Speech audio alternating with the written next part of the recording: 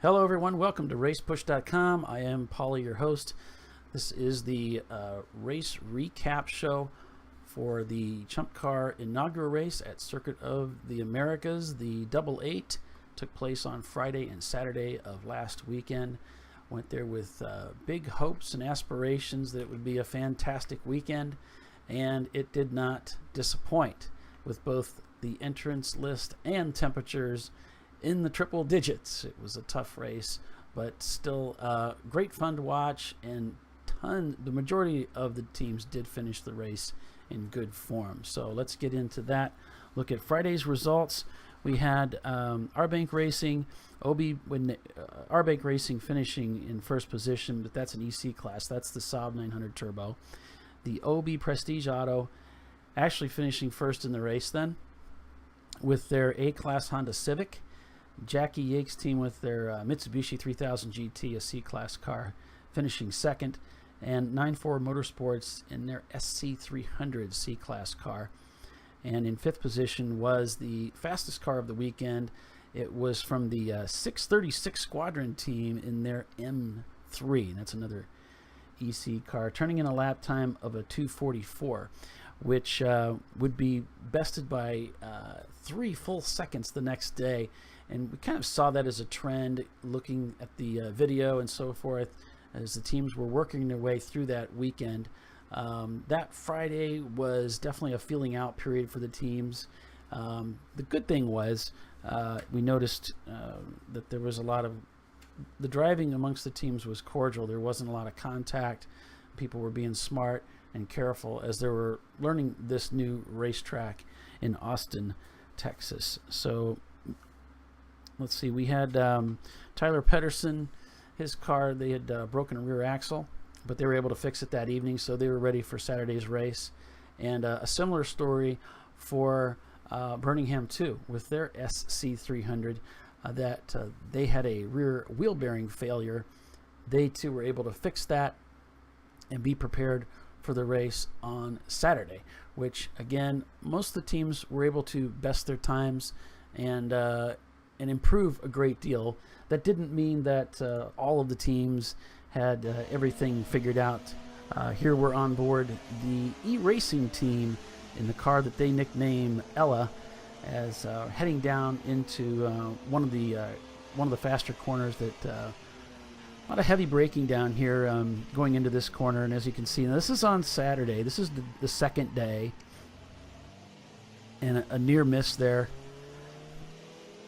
as a team's still trying to get the track figured out, and it's trying to figure out how to drive offline, and that was something that came up, was learning the racetrack and getting a feel for it.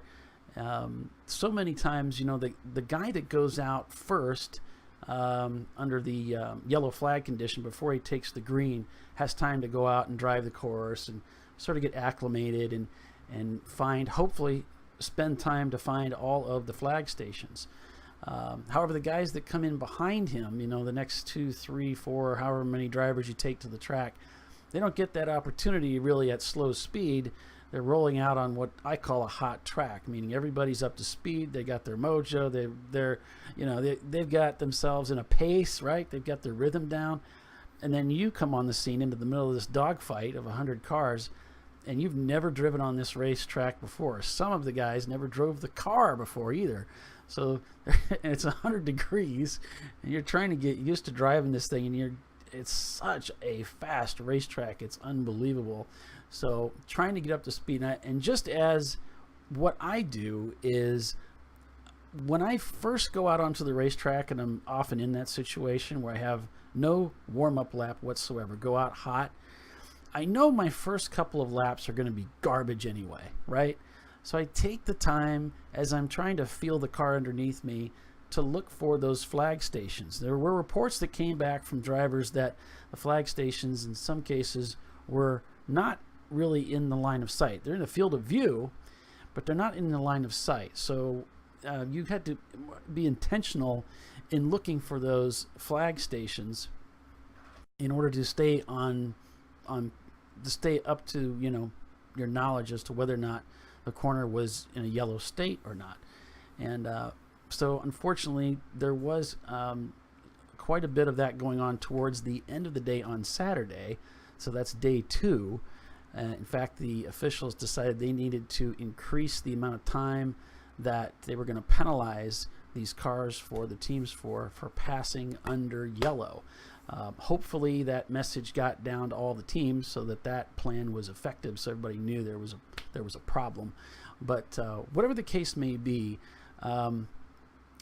here's what I think is happening in those situations. First, I just do not believe that drivers are intentionally disobeying a yellow flag. I think, if it's there, if you see it, you're going to obey it. I just kind of give them that going into this. But I think what catches a lot of drivers out is they're not seeing the flag because of the circumstances that they're in. Often it's the teams that have the faster cars that fall into this trap, and it's because they're passing more cars than anybody else, right? And most of the time, the car that I was driving, that I've been driving, is not. I'm not passing 3, 4, 5 cars in every lap. I might pass a couple, if that, right? So I'm far less likely to get into trouble with passing under the yellow, as opposed to some guy that's got a really fast car, and he's passing cars all the time, and sometimes multiple cars in one group going into a corner. And I think where these guys get themselves into trouble is when they line somebody up for a pass, the driver that is trying to stay somewhat out of the way, he's offline. And so what that means is you, the passing driver, you go into the racing line going down into the corner, and so your flag stations are typically to the inside of the corner for safety, right? So that puts the car between you and the flag station, and so your vision is often obstructed. You cannot see the flag station necessarily going into the corner in that type of a situation. The scenario is that what you must do then is you have to get into this rhythm of, before you present yourself for the pass, as you come up behind this guy, you must position your car or position yourself in such a way where you can sight the flag station before you present yourself for the pass and move up alongside to make that pass. If you can get into that habit, I think that will help you avoid getting into these situations where there's a waving yellow, you don't see it, you don't notice that anybody's going slower, so it's not obvious you're passing these guys, and now you've trash canned your whole race.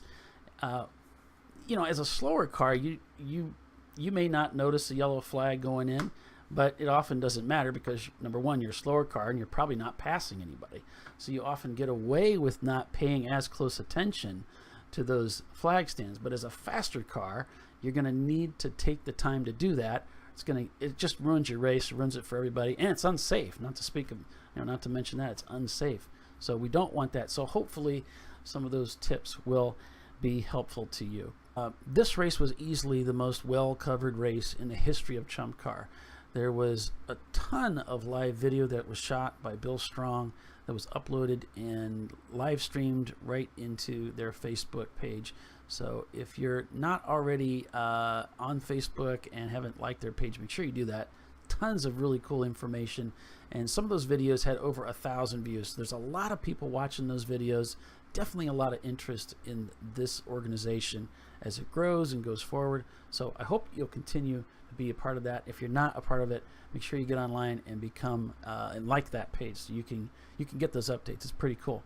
So beyond that, there's still even more changing, and I think the next race here this weekend at Virginia is going to be even better covered. But right now there's a website page that's been developed, and it's the news. If you click on news on the ChumpCar website, you'll see here there's just a quick write-up on the race and the results of what happened on Friday. There's the race results link that comes right off of My Laps. And here's Saturday's race, a little bit of information there along with the results. There's also some other information, the value chart, okay? The MPV list is available there as well. So there's some great changes and some things that are happening in ChumpCar as they begin to inform and keep you better up to date on what's happening at each race and each event. So it's really cool. So anyway, that is our post-race show, our recap for Circuit of the Americas. 2 big races coming up, and we're going to talk about those here next in a little bit. And they are Virginia, there's the VIR race, the big 24-hour race, and there's another race taking place out west at Las Vegas. And so, yeah, there's plenty of excitement happening again this weekend. And the people at ChumpCar are crazy busy because they just came from Texas, and now they're trying to go to Virginia as well and get out to Vegas to officiate that race. So lots going on, and hope you'll stay with us. So yeah, so until next time, I'm Paul Veltum for RacePush.com. We'll see you later.